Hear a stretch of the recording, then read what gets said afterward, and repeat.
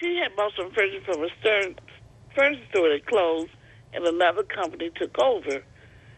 She fell behind not being able to pay, and so she went to see a lawyer about filing bankruptcy, and the lawyer told her at that time that they didn't feel that she needed to file bankruptcy, so she wasn't able to pay. The creditors told her that they didn't want the furniture back. She offered to give it back to them, that they weren't in the furniture business, and they just wanted the money. But she's not able to pay, so that's why she was going to file bankruptcy. So now they've been sending out a representative from that company to her house several times, and she's getting upset and nervous. So we want to know, do we need to file bankruptcy, or what are our options? Yeah, Kimberly.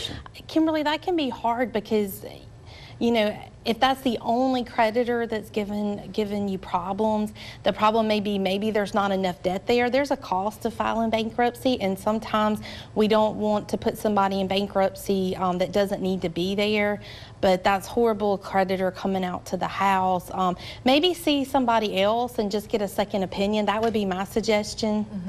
Okay.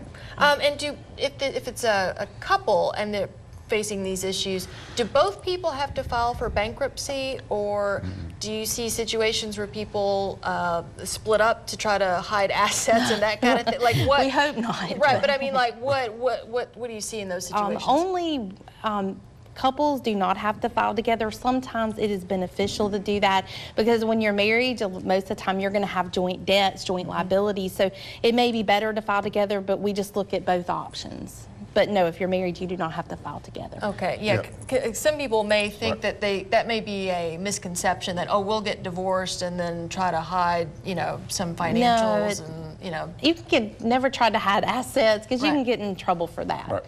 This is in federal court. This is in federal court, and you do not want to commit perjury. So it's very important. The paperwork you're signing is very important. Okay. Yeah, and one thing that I would like to add, because you brought it up, as far as like joint, I've got a couple of cases right now, automobile injury cases where the husband is in bankruptcy, but the wife is not, or vice versa. And so absolutely you can do it separate.